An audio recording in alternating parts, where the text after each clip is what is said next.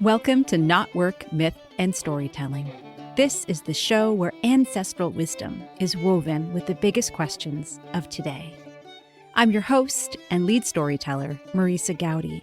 I'm a myth worker, a story healer, a coach for writers and creative entrepreneurs.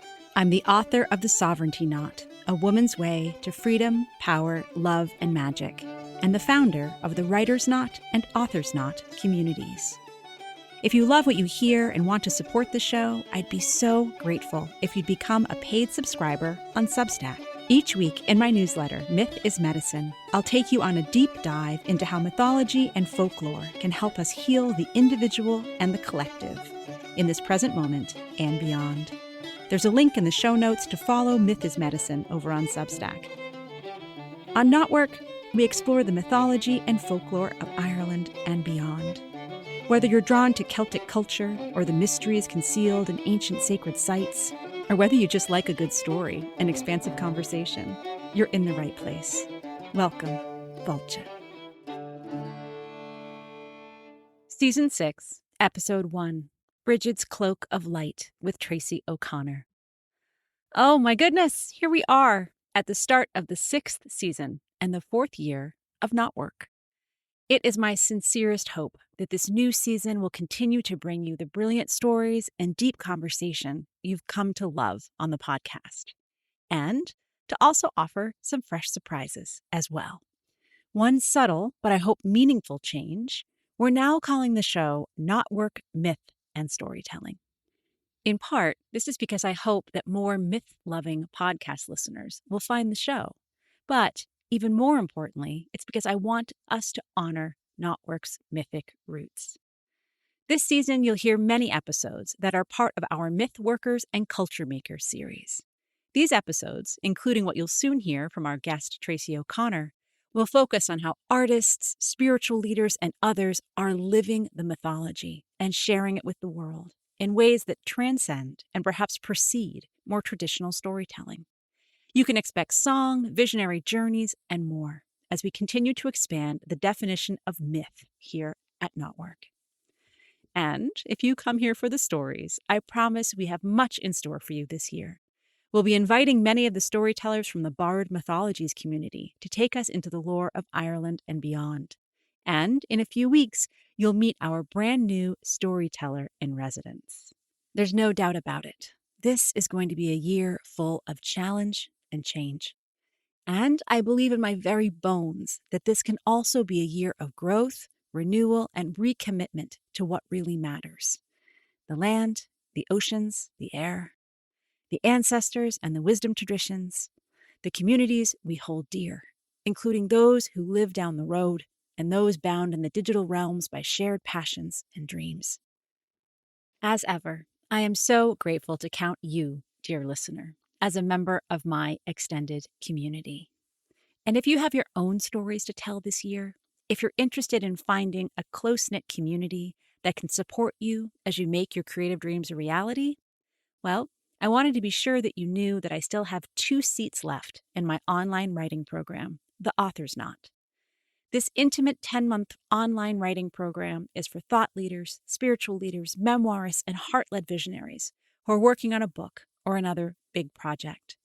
The Author's Knot will help you to strengthen your craft, clarify your message, and truly organize your ideas so you can bring the fullness of your vision to life. I'm crafting the Author's Knot program for writers who are declaring 2025 the year that the book gets written or the big project gets completed. Applications for this program are open now. If you'd like to write and learn with other creative beings who resonate with the approach to story and connection that I've cultivated here on Not Work, then I invite you to learn more and apply. Do act soon, as space is extremely limited. You can find all the details at marisagowdy.com. But now, without further ado, a meditative journey and a soul-nourishing conversation with bridge builder, mother, grandmother, and spiritual guide, Treacy O'Connor. Treacy is an ordained OneSpirit Interfaith Minister, a guardian of Ireland's ancient ancestral wisdom, a mindfulness and meditation teacher, and the co-founder and CEO of Creating Wellness. Her mission is to inspire and empower a return to right relationship with the self, others, the planet, and the cosmos, connecting the dots through the passage of the heart.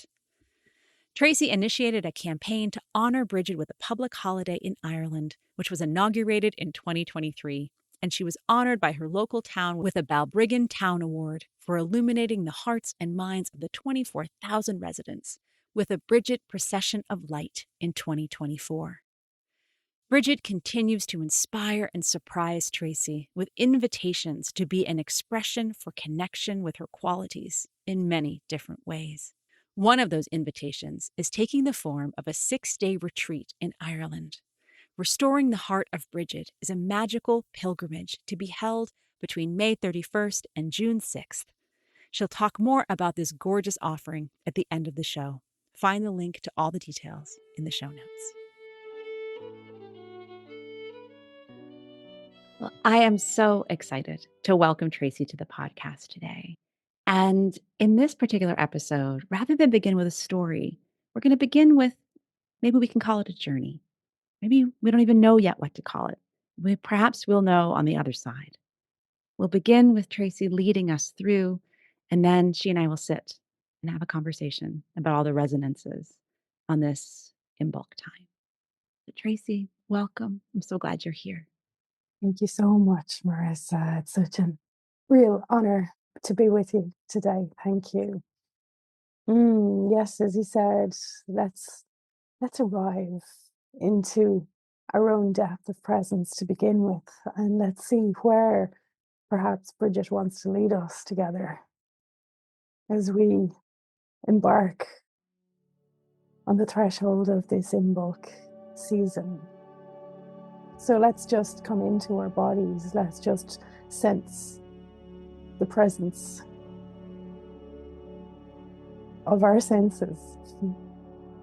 So feeling your body connected to whatever you're sitting on, wherever you're supported.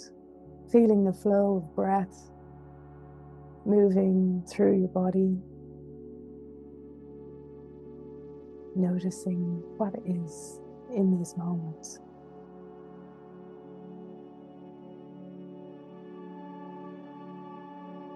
As we drop deeper into our own well of being,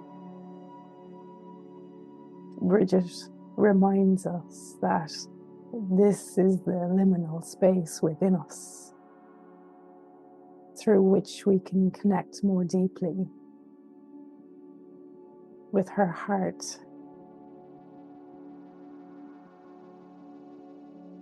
Perhaps coming into our own heart space, imagining that we're breathing into our heart and noticing that luminous flame deep within the chamber of our heart. And as we breathe in and out of our heart space, placing our awareness here, breathing, fanning the flame so that it becomes brighter, lighter, breathing the spaciousness to our heart just in this moment. And we might imagine that Brigid is with us, dancing around this flame, inviting us to bring a sense of joyful curiosity at this new beginning, at this time of re-emergence out of the darkness and the depth of the well, the depth of hibernation and winter and rest. Let's imagine that we are together in our heart space with Brigid.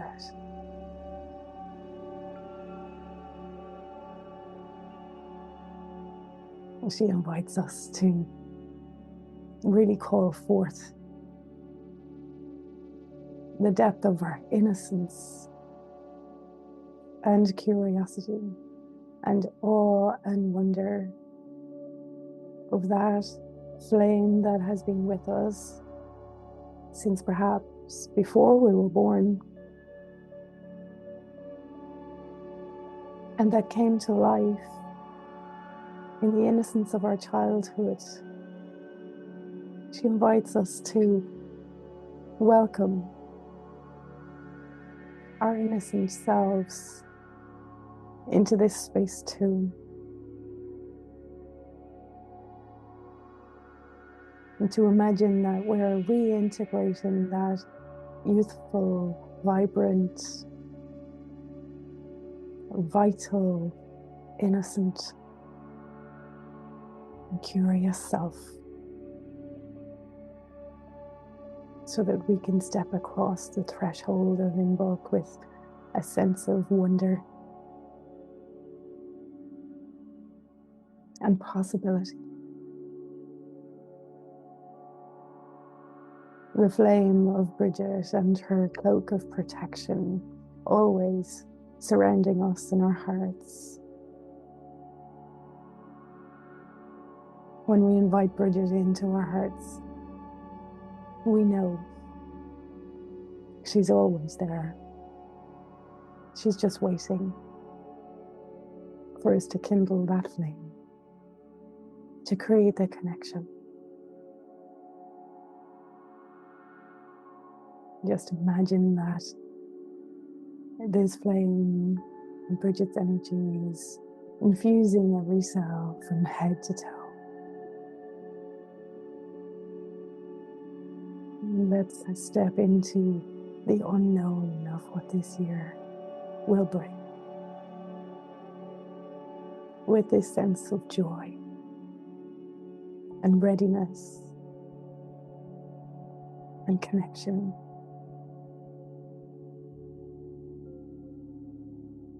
And allow yourself to explore all of the qualities that Brigid brings in your own way throughout the year, to explore the many facets of Brigid, what she means to you, what she brings alive in you, what qualities that you have that she invites you to enhance and to really own and express in your own beautiful way. There's something for everybody in Brigid. Lean into Brigid's heart and your own heart, and trust that you'll be guided every step of the way.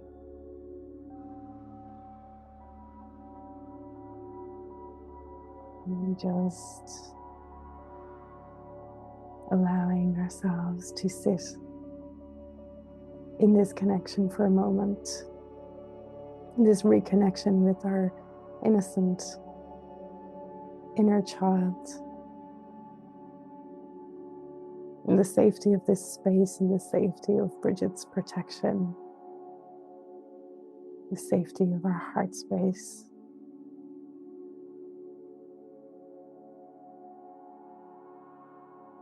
And allowing the magic to unfold in whatever way it will,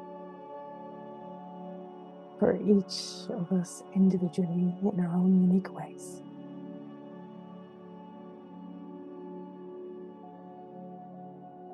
And with a deep sense of gratitude to Brigid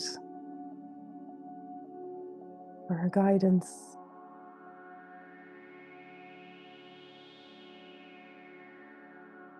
and a deep sense of gratitude to our own bodies, our own soul,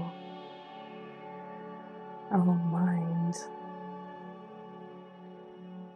our whole selves, for all that we have experienced to this point, and for all that is yet to come, and a deep sense of gratitude to our ancestors, who led us here, who were the portals for our becoming to this point.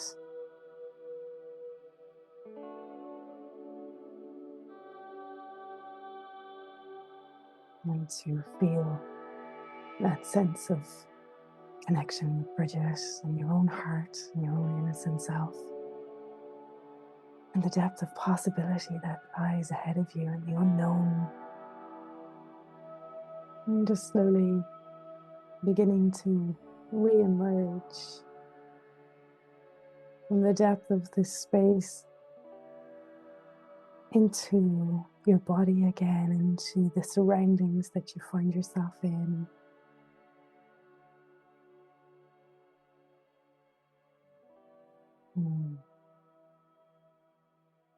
Thank you. Treacy, thank you. Ah, what a gorgeous opportunity for us to live into the myth, to live into the magic and the story.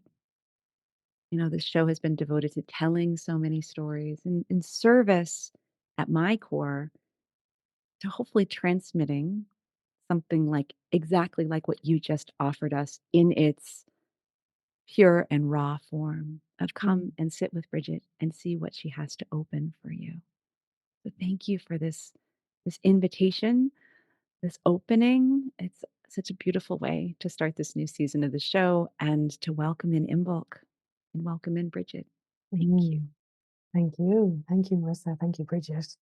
I never know what's going to come before we start. And that's been a journey for me too, since what, 10 years, nearly 10 years, 2016, guiding meditations, and just every single time something different comes and just leaning into that trust that something different will come. And as you say, it's the story, but it's not a preempted story. It's whatever, it's responding to whatever is alive in the moment. Yeah. And allowing that to be expressed. And it's at the same time, it's so clear that it comes through you that this is territory that you know well. These are the stories, these are the truths, the insights that you know in your bones, that you're weaving together anew each time from such an ancient, whether it's lineage or just whispers from the land or all that you are and that you've come to call together. Thank you. And at the same time, I have no idea. Yeah. Wonder, as you say, it's about the wonder, right? And that safety and wonder at the same time, perhaps, is what that comes through to. Yeah.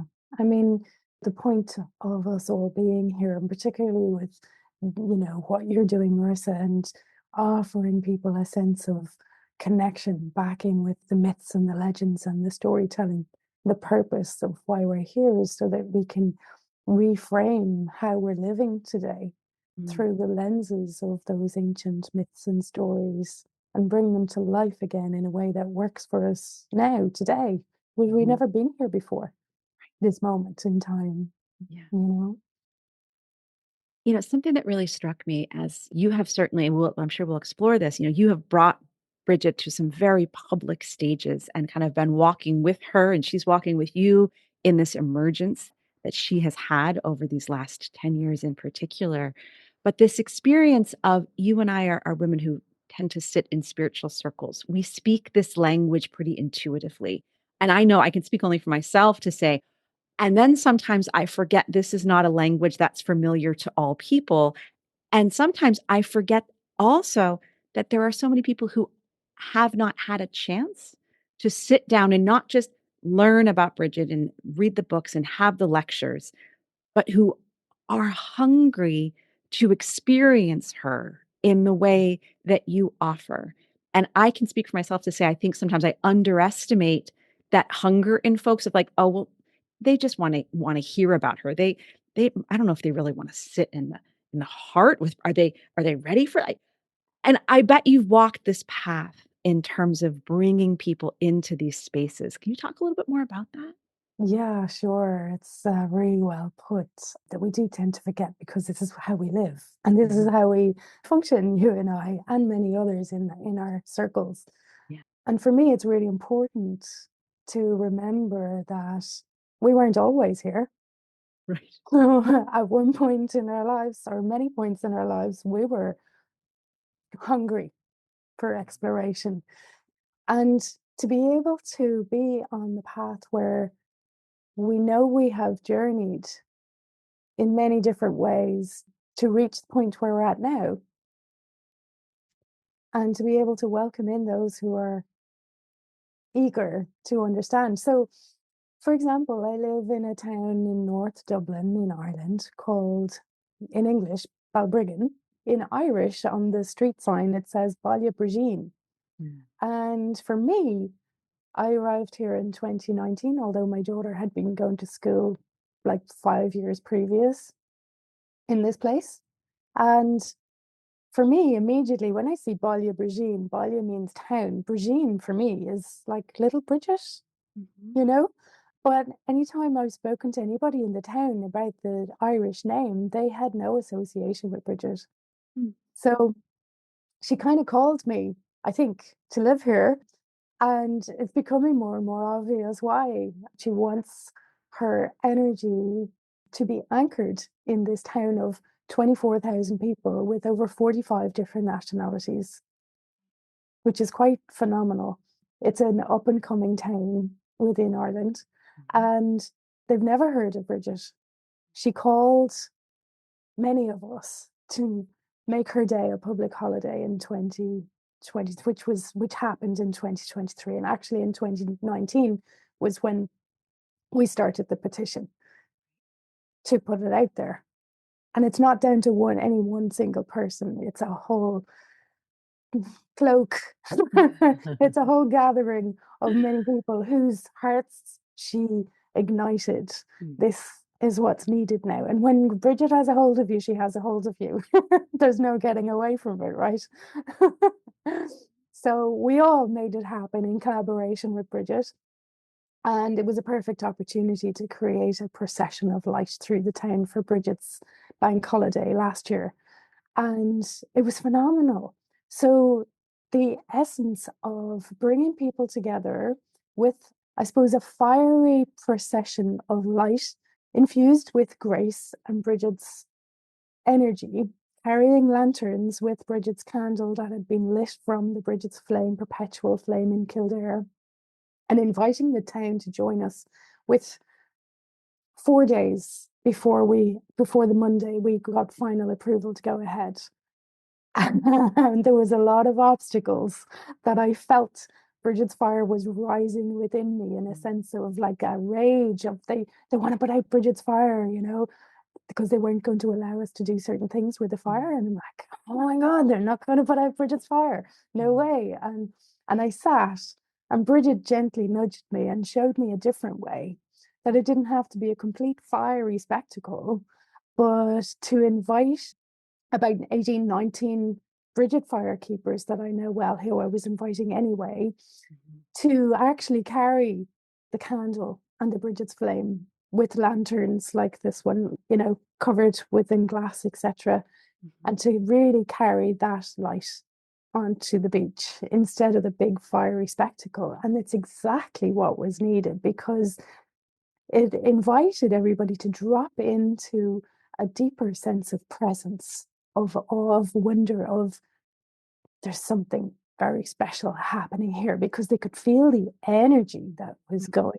from it as we were gracefully walking. Again, there was no planned choreography. We just did whatever we did. And people are still talking about it. They're still talking about how affected they were by the presence and the beauty and the grace. They didn't really have words for it either. But she obviously had that effect. I had the privilege of being honoured with the Brigid Town Award for that procession. And it's not me, though. It's like they're recognizing Brigid. They're recognizing that this is the energy that's needed.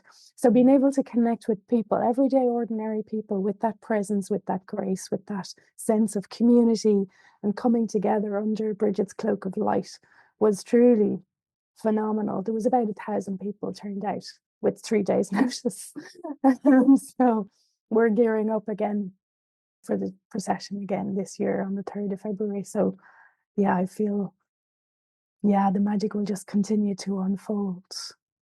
But it's a lovely sense of how we can bring that to the everyday ordinary people and help them to feel and open up that curiosity. What was that? We've never experienced anything like that before. We want more, you know?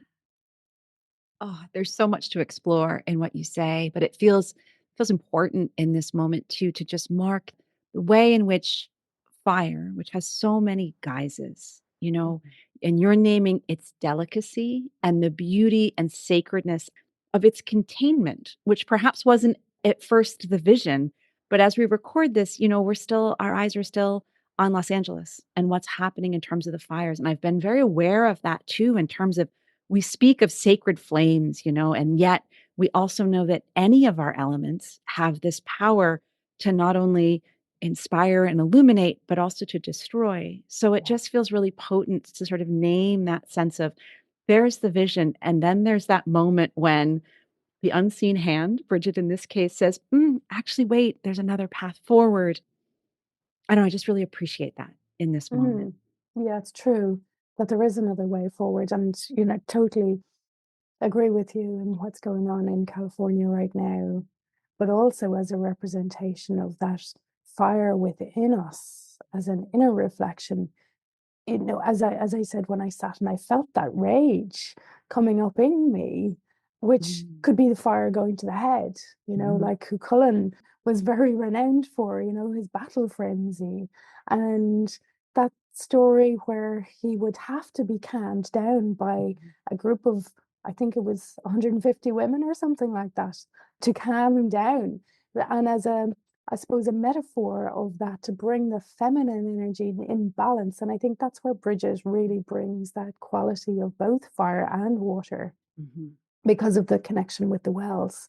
And that there's a sense that the water tempers the fire so that it doesn't become too enraged, but it brings the quality of the warmth at the right temperature mhm. and the compassion that's needed. But we can only do that if we come back into our own presence, into this moment in time.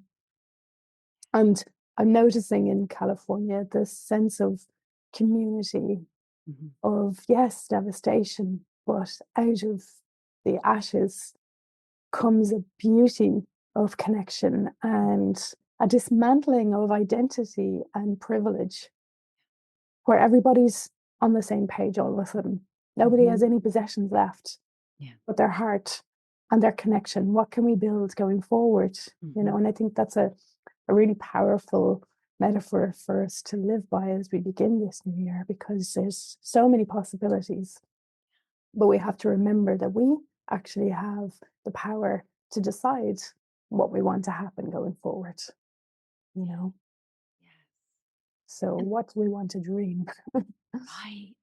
And who are we as dreamers? Because I feel, when you were mentioning the power of innocence in the journey you took us upon, like in one way, you could read that sense of when all is stripped away, be it in that worst case scenario when you've lost all possessions in your home, that, Yeah. or whether it's in that sense of doing that inner work of saying, what can I release of my jaded adult armoring that we so need. You brought to mind the first card of the tarot and the fool and that ability to sort of step forward into the new story and that it's possible to step into that gently and meditate our way in. And sometimes we know the world has its way of ripping things down from us and we have to begin again.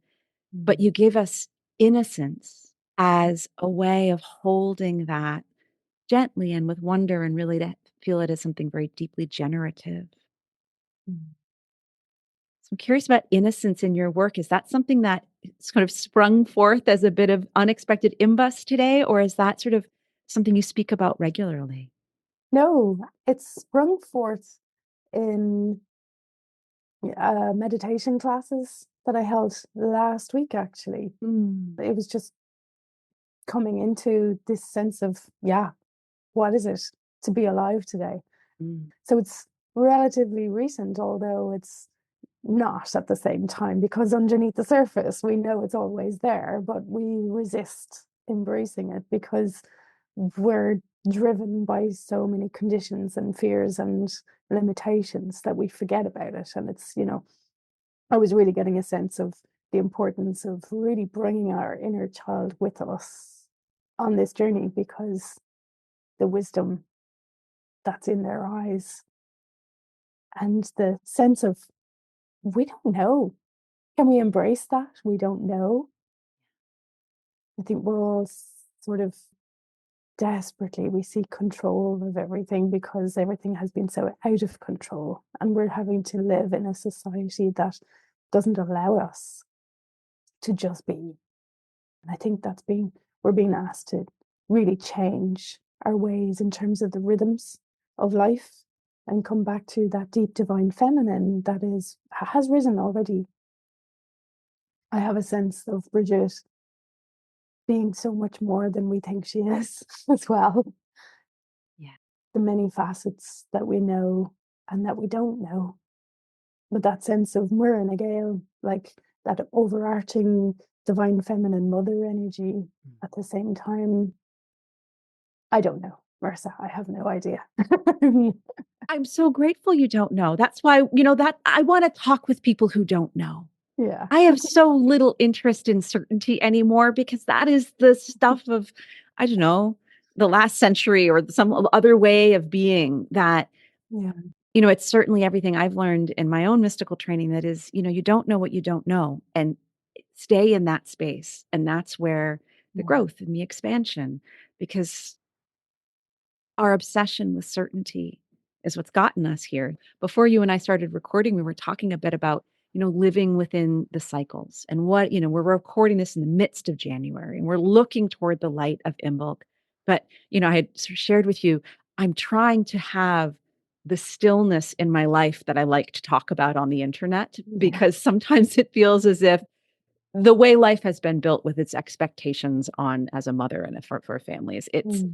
it's often deeply challenging at any point in our lives to actually live the tides of what we're feeling in our bones, because we're looking at it in the skies and because we hear these whispers from our own divine connections, and that Yeah. there's that inherent challenge to be in the moment as it unfolds and honor what we know is true, and also honor our daily responsibilities.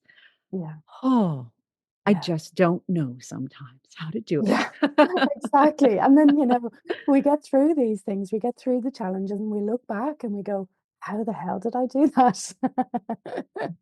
No idea.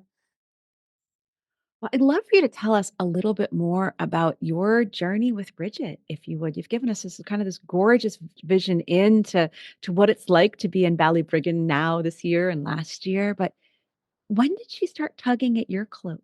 When did you really get to know her?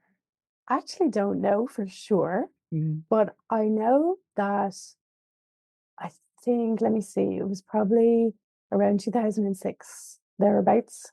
I went to Kildare for the Brigid's Eve procession of light that they do every Mhm. year, the Brigidine Sisters. And I really connected with the energy of what they were expressing at that point. And I had a really strong call to go and live in Kildare.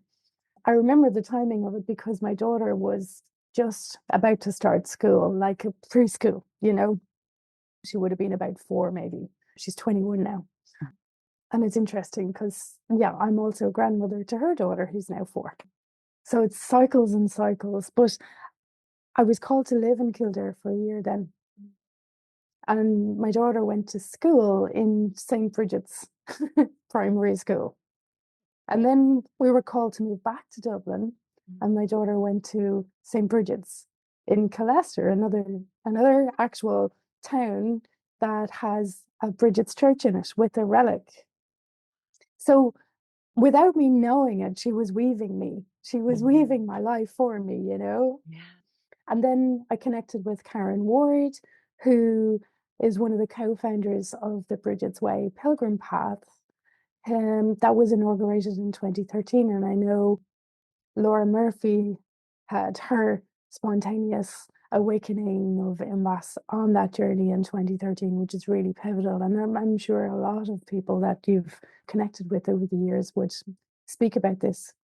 So there's been many occasions throughout the years to connect, but also going back further than that, we had I had a sort of a nanny or a housekeeper, I suppose, and her name was Brigid.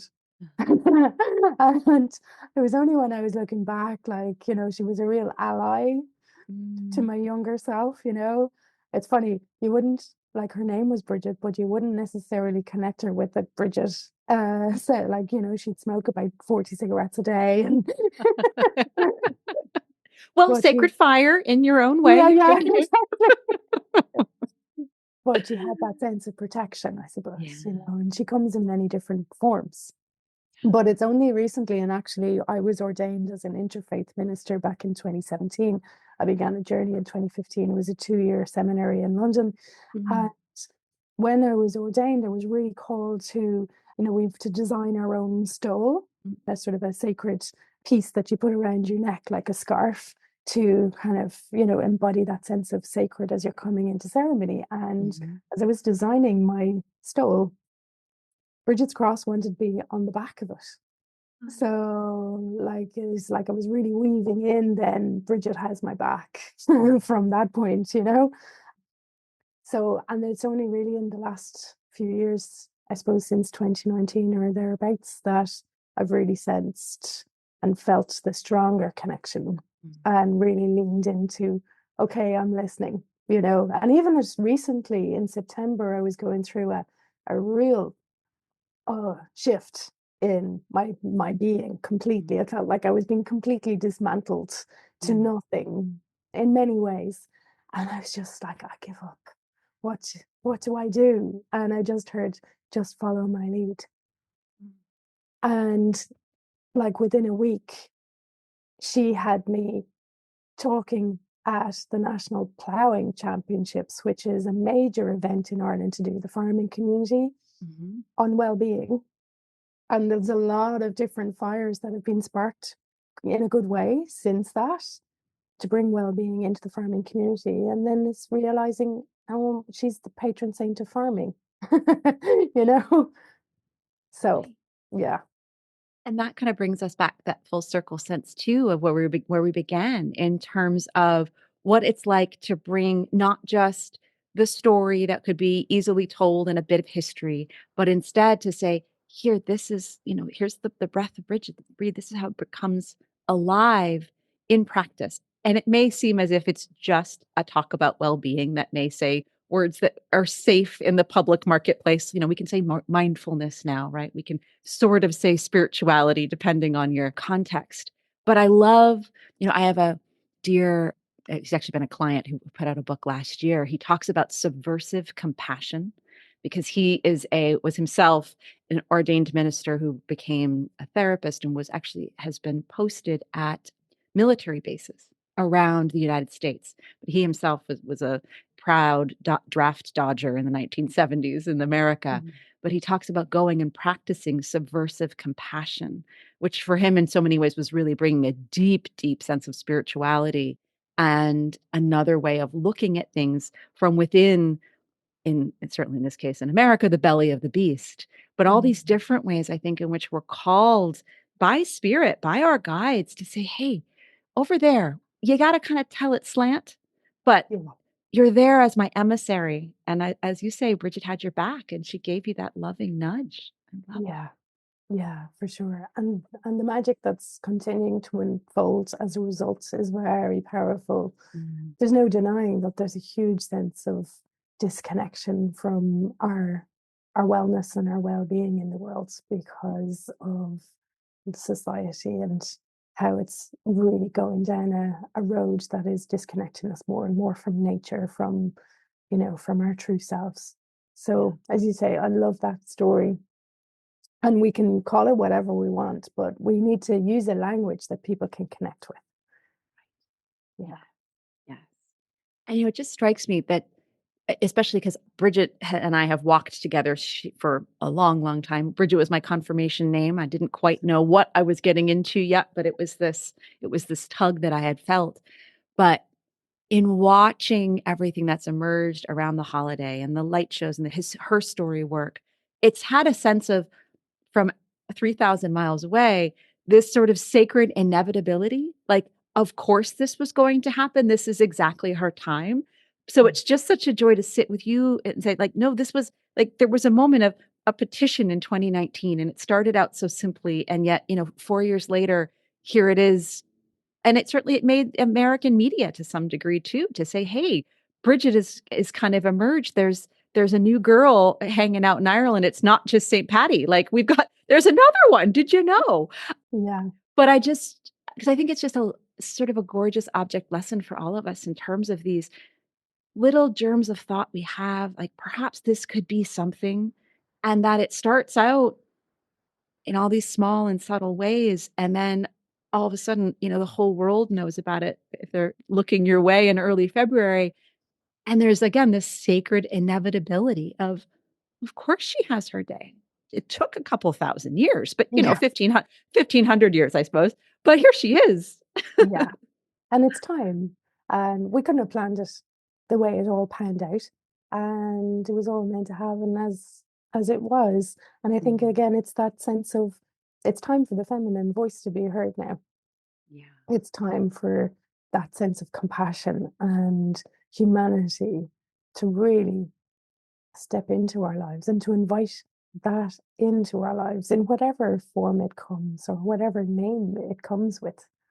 Mm.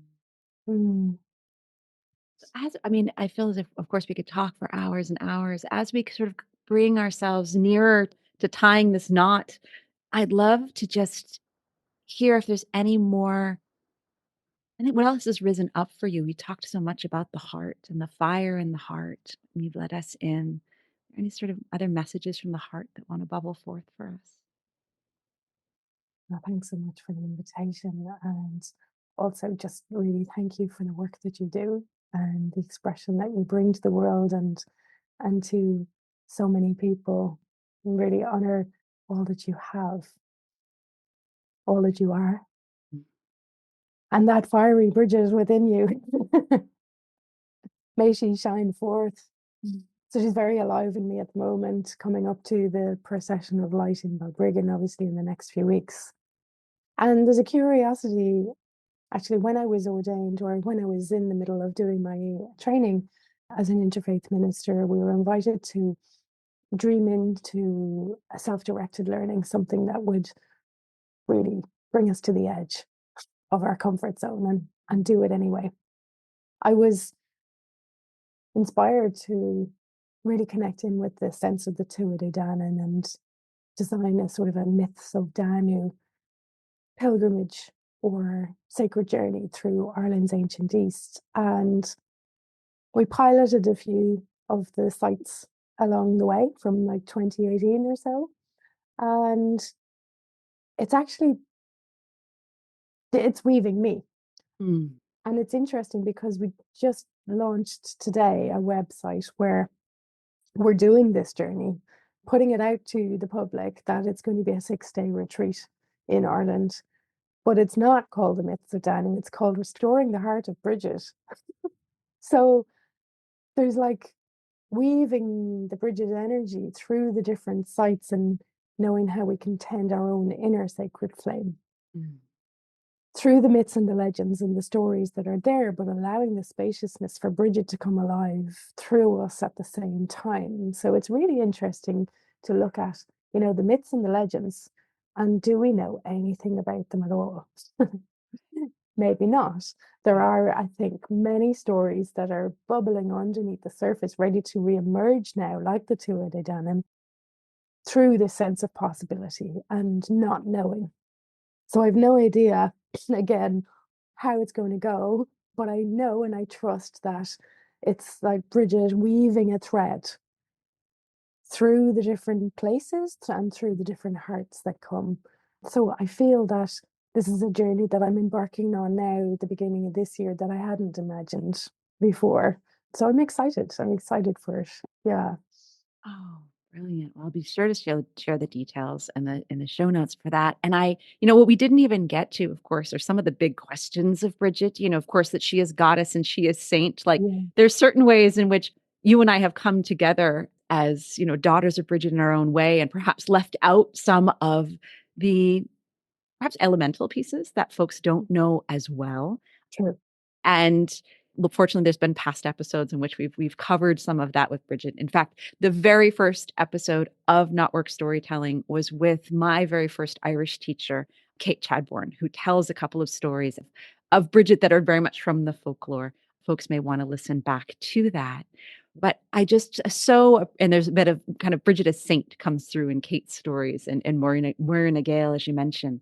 But maybe just in the last couple of thoughts here, I just appreciate too that your vision of a journey with the Tuatha Dé Danann brought you to Brigid. And knowing that Brigid herself is a member of that sacred circle, which we can only sort of know. We have a bit of slips of story from her here and there. But I just feel I'm not even sure what I'm asking of you in here, but Brigid as a member, as a mother of the Tuatha Dé, is there something there that you want to speak to before we say farewell? Yeah. Thank you. So in the stories, she was the daughter of the Dagda, and the Dagda being the god of the good god, the god of plenty, who brought the cauldron of abundance. And she was also the daughter, it said, of Boan. So Mhm, the River Boyne that runs through the Boyne Valley. There's something that is still unknown mhm, in terms of her importance in this whole story. So mhm, she does travel through, we know, from the Tuatha Dé Danann, from the prehistoric times as a goddess into Christianity as a saint. And she carries the same qualities with her. So there's a sense of inspiration, of something that we want to live by in her qualities that mhm, is being woven into today. mhm. And I'm getting a sense that there's so much more to Bridget than we think we know, that she's looking, I think, to inspire whoever wants to connect with her in many different ways. And there's no right story. Yeah. It is whatever's alive in you at this moment and what has meaning and sense for you in any moment. So, for Mhm, example, I ran a retreat over the solstice, the winter solstice, and it was a connection with Aisling Law. So it was in Rossnaree House. Aisling Law is the owner and proprietor of Rossnaree House, and Aisling is a great granddaughter of Maud Gonne, who is one of the really prominent Irish revolutionary women from the early 20th century. So there's a story of Bridget where she gave her Saint Bridget, where she gave her father's gilded sword to a peasant because he was in need. mhm. Can you imagine her father? I can imagine what my father would say. Couldn't you give Okay. them a couple of eggs? Really? Did you have to go all the way to the sword? Exactly, right. So there's that story. Then when we were in Rossnaree, Aisling was telling the story of Maud Gonne and how she came involved with the revolution.